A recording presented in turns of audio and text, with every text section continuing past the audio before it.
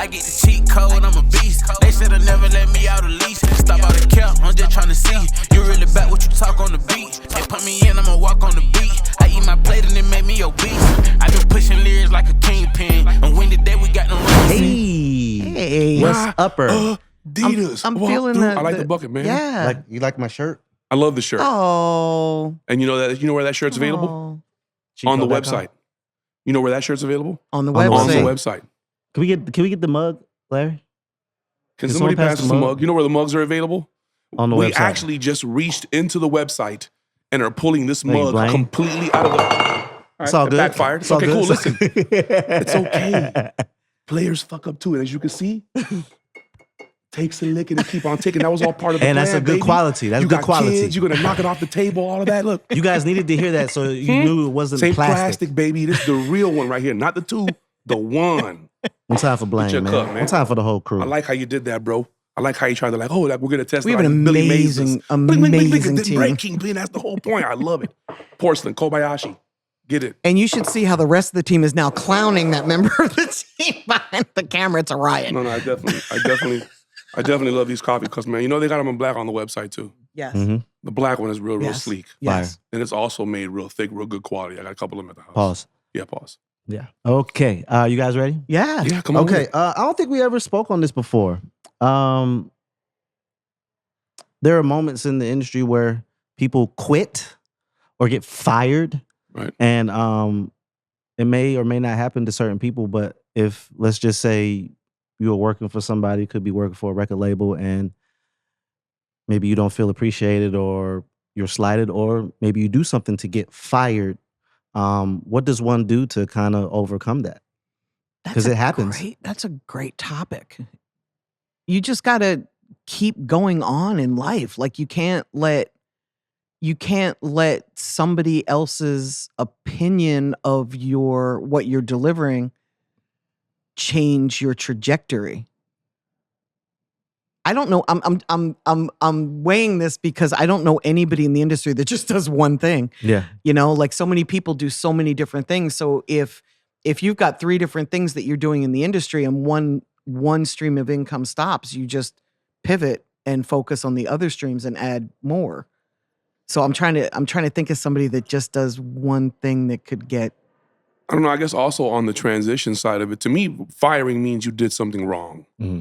Let go means there was no budget there. You know, you decided to turn in your resignation papers. You might have been presented with a greater opportunity, or had come to a moral crossroad where you were at and felt that you had to make a decision. Like there have been times where I've walked away from situations because I didn't feel right, or I've walked away from situations because they wanted to change our role or whatever.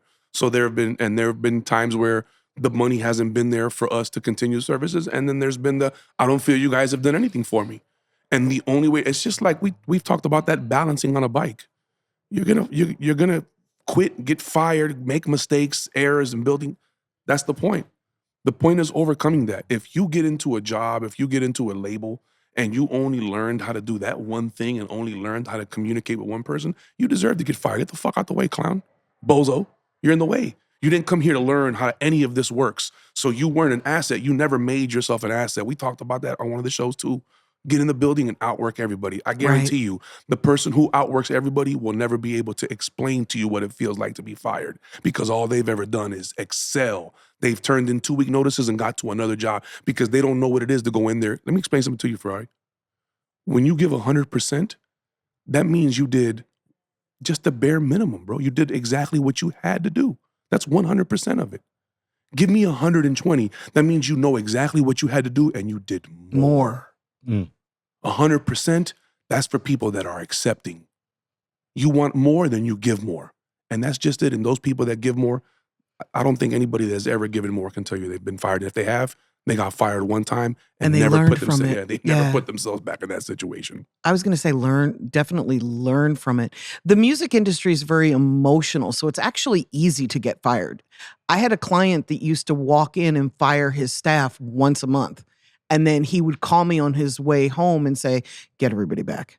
Like he would just be having a bad day. It had nothing to do with, and he was one of the biggest artists in the country at the time, or in the world at the time. It was just him acting out and him reacting to what was happening in his own life. And he would walk into the office and think, oh my God, I'm paying for this and I'm not seeing results. And, fuck this. Everybody in the conference room, everybody's fired. Get out. And then he would think about it and be like, oh, now I don't have a company. I have nobody to work my records. Right. It's a very emotional space that we live in. So I think you have to think about what was the intention if you leave or if you get fired. I'm hoping that if you leave, you have a plan B, that you have a way to feed yourself and your family if that's the case. But I think that if you get fired and it wasn't justified, you can move on, hopefully unscathed. But if it was justified, I just hope you learn from it and try to look at somebody else's point of view before you start with the victim shit and the oh, poor me shit.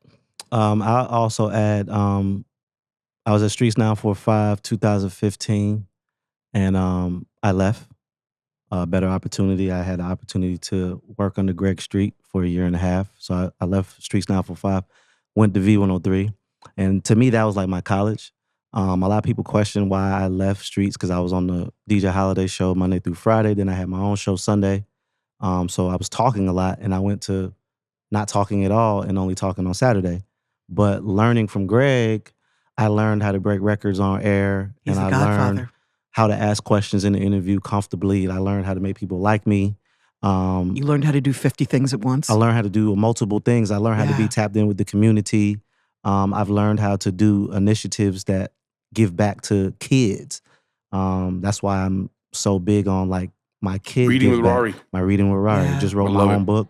It's going to be published very soon. But then I left V103 and went back to Streets because I had an opportunity to now be the main guy. And then I left Streets again. My contract was ending, and I felt like where I wanted to grow, it was nowhere for me to grow because I wanted to be a program director. Well, Streets Now for 5 already has a program director. Who's also the owner, right? Who's also the owner. Yeah. And I want to learn as much as possible at a clip that may not be what other people can give it to me. Because I'm a sponge. Once I learn something, I'm gonna rinse it out, and I want to learn more. I just want to be an encyclopedia or Cooking with Rari. As you can see, I'm always doing Rari, something. yeah. I'm also Lamb chop Rari. I'm always doing I'm something. there with you, bro. I follow you on social media. And again, that's why I wanted to do this with you guys, because when we talk separately and together, it's nothing but information. I'm like record breaking Rari. Jesus, I'm over here like everything. He really is an island boy. Yeah, he really is. He really is an island boy. He's got 50 jobs. So I would just say, I just wanted to add that you always want to elevate, and when you elevate, sometimes you have to leave. And then I'm leaving and going somewhere else again. So coming soon. Somebody told me one time that elevation requires separation. So I think that requires for sure. For what it's worth. I mean, I feel like you can elevate within. I think you can. I think it's kind of by theory. In order, if you want to go up in theory, I mean, it requires you to separate. Yes, you'll probably separate from something that you were doing, but you can kind of still be attached to what you separated from. It'd just be from a different view. I seen a meme the other day, and it had a worm or a caterpillar, and it was having breakfast with a butterfly. And the caterpillar told the butterfly, "You've changed," and the butterfly said, "You're supposed to." Yeah, because I would say when I was at Streets Level 5, I was the radio personality. Stop being a worm. I was upgraded to music director, so my roles changed, and my conversations were a little bit more different, a little bit more, influential. But your roles in the city, your roles in the culture are that much more different. So whatever gatekeeper role you choose to accept, because that's all you're doing is accepting whatever role they give you, because you're a trailblazer. Exactly. And your leverage, your reputation, and I'm not, dick pulling or nothing like that, but I'm just calling a spade a spade. No, I appreciate it. You've earned that reputation here in the city and amongst your peers. So it's only right that you try to find that platform to get to the next level, because what's the point of doing the same thing next year that you were doing this year and so forth. And I think it's as easy an artist, to do that. Of course it's easy, but it's comfortable. easier to do nothing. But it's also comfortable making decent money or making more, because you have to think about in certain parts of the country, it's cheaper to live, right? Of course. So if you make a certain amount of money in a specific state, You could be comfortable. Yeah, but just because you're living doesn't mean you're alive. And if you're getting paid to live and not be alive, then, you know, therein comes the dilemma. I was having this conversation with somebody the other day and it dawned on me, right? Because it made all the sense in the world. They were like, what's middle age to you? I was like, 50. They were like, no, that would be middle age if people live to be 100. The average human being dies at 70, so middle age is 35. So you're almost 10 years past middle age, Kingpin. I was like, oh, shit. Like I'm on the other side, okay? Yeah. And I say that to say this. How far can a dog run into the woods? Halfway. Halfway. Because the other half, he's running out of the woods. Mm. So if I'm on the other side of middle age, then I'm running out of time. Mm. I'm running out of time. The time that I could have been, the time that I should have invested so that I can enjoy these moments with my kids, I didn't. My OGs, the people I looked up to, my mentors, the gurus, none of them had the foggiest fucking idea of what it would take for me not to have to endure the same 20 years of mistakes that they did. Yeah. Because they were happy living, making a living. Yeah. They weren't trying to be alive. Yeah. And that's why I'm thankful for people like Wendy, Bigger, Tony, you, my business partners, people that want to be alive, that just living isn't enough. And if I just have to live, then I can go do that in a corner. But if I'm going to be alive, then I'm going to make everybody's life around me better. And I think those are the people that can never speak on. I never grew up with my father being an employee. My father owned his own business. Mm-hmm. So I never knew what it was like to not have an alpha, a boss. I never knew what it was. And I've never treated anybody beneath that, but I've never not known what it is to not be in a leadership role or to be an alpha role or to be a provider or a protector. That's all I knew from my whole family. I wouldn't care who it was. They owned their own business or they were the boss or wherever it is they went to do. So I grew up watching that as an example. And I feel horrible for the people that don't have that as an example. But I also understand on the flip side of that there were people that have gone on to achieve far greater things in life with far fewer resources and zero inspiration. So I think it's more on the individual. And with the information that we give you, if you have this much willpower, you'll be able to be successful at whatever it is you want to put your mind to. Because what we tell you is business practice. Exactly. We're not telling you. And a lot of common sense. A lot of common sense. Yeah. But, you know, this is from our failures. Somebody was arguing in the group chat, there's no way it takes that many releases to get your mapping right. And all I did was laugh at every single one of them. Same. You cannot. I love when people say dumb shit. How many times have you uploaded a record? If you tell me 10 times, then I'm going to laugh because I've uploaded them 10,000 times. Exactly. To every distributor in the country. There's nothing that you could tell me about uploading a record and mapping. Exactly. Nothing. Exactly. Because I'm the one that has to, in some cases, help these platforms because there's a problem that they've never been encountered with before because guess what? If you have a common name and there's 50 other artists with you, then those 50 people have a mapping issue. The first one to claim it, the other 49 are asked out. Yep. Mm. And that may take you 10 releases to do, bro. So you know what? At the end of the day, we're brash. It's taken me 6. Harsh. It's taken me 6 on Spotify and Apple, and I'm still having a problem with Amazon, so it'll be at 7 by the time we fix it with Amazon. Hey, man, we got 43 episodes in, and somebody thought it would be a cute idea to upload our podcast into our RSS feed and has our podcast double listed on every platform. And we're 40 in with some of the most powerful and influential music minds in the world. It's got nothing to do with what you want. And it's got everything to do with the system and how it works. And guess what? Podcasting didn't exist 20 years ago on the level that it exists now. Exactly. You see what I'm saying to you? Thanks. So all of these programs, all of these platforms, chat AI, AI video makers, AI coders, it's all new. And guess who the guinea pigs are? We are. We're using it. We're testing it. We're finding the bugs. Have you ever used the app and it tells you report a bug? That's the only way that they're going to keep the app up to date is if you report the bug. Whenever Adobe crashes on your computer, what's the first thing it tells you? Can we send this message to Apple? Final Cut crashes on your computer. Can we send this message to Apple? Because they want to know why it happened to prevent it from happening again. Exactly. You pay thousands of dollars for that. Yeah. If you're paying $10 a month for an app, $20 a month for an app on your $1,400 a phone, you should be able, we can put a man on the moon, but I can't get reception in the elevator. So these are the things that have to get input back in. So that's another good thing about failing is that if you're keeping tabs on this stuff, like every platform, newsflash, Twitter, TweetDeck is now tweetdeck.twitter.com. And they've completely revamped their entire website. You can now do mobile polls and all kinds of other stuff that you couldn't do before on the physical desktop version. But if you're not using the apps every day and you're not using the platforms every day, you don't know. Yeah. Especially if you maybe are using it for leisure, but we're not speaking on that. But I want to speak on kind of on topic. You know, we focus on trying to make sure we take calculated shots and moves and stuff like that, but sometimes we are hit with disappointment. Oftentimes. Often, yeah, actually. And more times than usual. Speaking to the people who may have been dealing with a lot more disappointment and may not understand that it's part of the job. What to them you say what? I love that you're talking about this because this is something we never get to talk about. So I remember having a conversation with Kadar Massenberg. This is something that I called you that I learned about too. I probably told you the story, didn't I?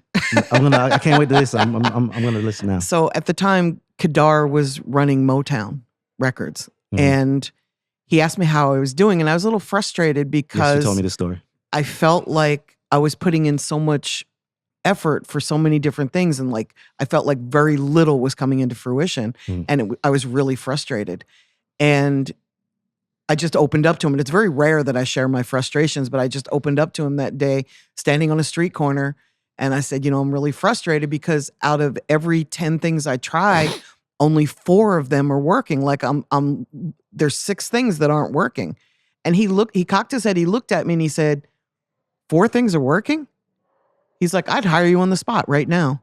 I'm like, what do you mean? He's like, 4 out of 10 is a lot, Wendy. He's like, most people are like 1 or 2 out of 10. It's all perspective. Also when I was coming up, I hit a dry patch in 2011. And for 1 year, actually 11 months, I didn't make a dime. And I was like, oh my God, my career's over. And I started talking to my other friends. I started talking to Big TJ from TJ's DJs, Julia Beverly, and everybody was having a dry period at that point. But because I didn't express it and we didn't really talk about income or money because it's kind of a forbidden topic amongst friends, I didn't know that they were having the same problem I had. It wasn't me. It was that time of year. We were in a recession and there just was no money for anybody. And one thing we don't do in the music industry is we don't share our struggles. We don't share our downs. We have to look good all the time. We have to always put up a brave face. We have to look like we're doing it bigger than we are. And that's crazy because if we would just open up to people and talk about our struggles, somebody might be able to help us. Somebody might be able to say, hey, try this, try that. I see you going down this road, but if you just tweak it a little bit here, you could double your income or triple your income or whatever, whatever your struggle is. Kingpin. Whenever you're feeling discouraged and at the end of your rope and this is not enough and it's not doing enough, please remember that the last thing to grow on the tree is the fruit. It's the last thing that grows on the tree. They got to be big and strong. They got to be in season. Leaves are going to fall off. Yeah. They're going to die. Timing. It's going to come back to life. It's going to give you small fruit at first. It may give you, depending on how much light it is or whatever it is, the last thing to grow on the tree is the fruit. So, at the end of the day, man, short memory. When it comes to losses are lessons. I call them blessings. Blessings and lessons, my brother. Because if you lost early, then you were able to avoid a major loss. You learn to prevent the next loss. And you adapt and you overcome. And I think I'm blessed that I grew up with people that were problem solvers. My mom was a problem solver. My father was a problem solver.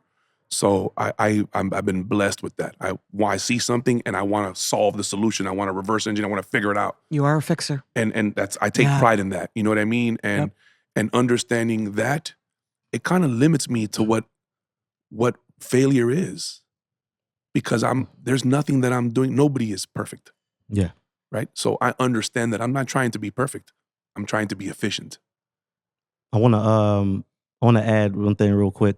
In high school, I was actually really good at football. I was just short and I always broke my bones. Devin Hester was the other cornerback. And he started.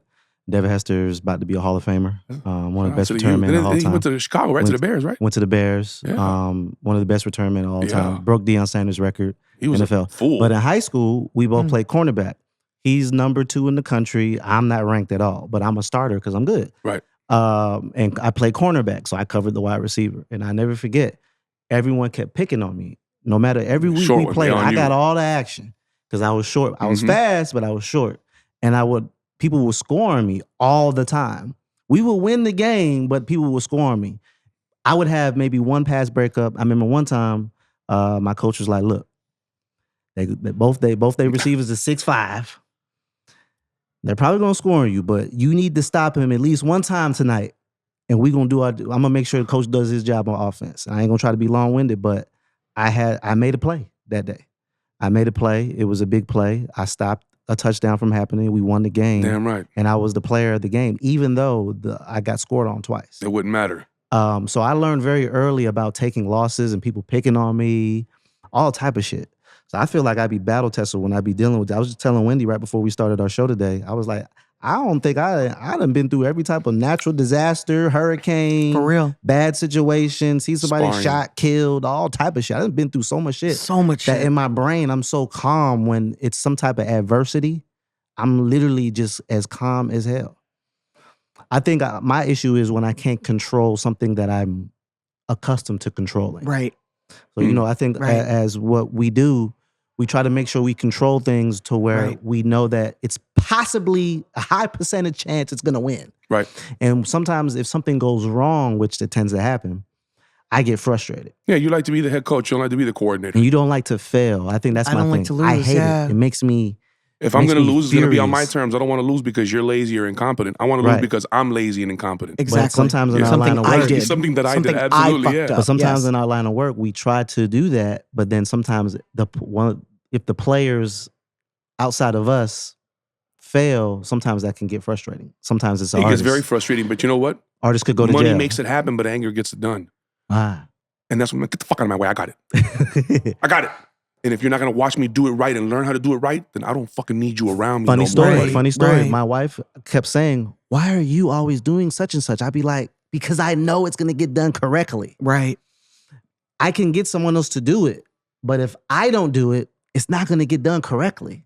It's not going to be efficiently handled." And she taught me that in order for you to be able to grow, you have to figure out what you did and then find somebody to do it Correct. so that you can do something else. Right. And if not, That's then you're hard. always, that's very I know. fucking hard. Shout out to my young Like boy, pulling Meek. up my anchor and being Yeah. like, I'm going to keep moving. No, because I know I have to stay here. But when you find yourself 3 or 4 hours into it, and then you look and the people that you're bending over backwards for are on fucking Instagram and they're fucking on the carousel licking lollipops. And you're like, hold on, bitch. I haven't hung out with my kid in 4 days, bro. Yeah. Log off. Facts. Okay. Balance. It's all balance. Dear Wendy, I've been seeing 2 types of argument points. Number 1, it's best to seek management at the very beginning of your career. No. Mhm. Number 2, at the beginning, until you have something to manage, there's no need for a manager yet. Yes. Are both There's of my these answer. right? Because they both seem right to me. No. The best time to have a manager is when there's something to manage. When you've got enough going on that you need the help, you need somebody there to get you to the next level. You need somebody to help you steer the ship because that's what a manager does. If you bring on a manager too early, remember, manager is a job, right? And people get paid to do it. So 20% of nothing is nothing. So if you've got no income and you don't have income about to come in, the level of management you're going to attract is not the type of person you'd really want managing your career, unless it's somebody that really, really, really believes in you from, early on. But in most cases, that's not reality. In most cases, it would behoove you to find other people around you that can help you get to the next level, but not in management capacity, because you want to attract somebody that's got the experience and the connections to really help your career take off. Did I leave anything out? No, spot on. Mm. Yeah. Cheat code. Cheetah Kodai.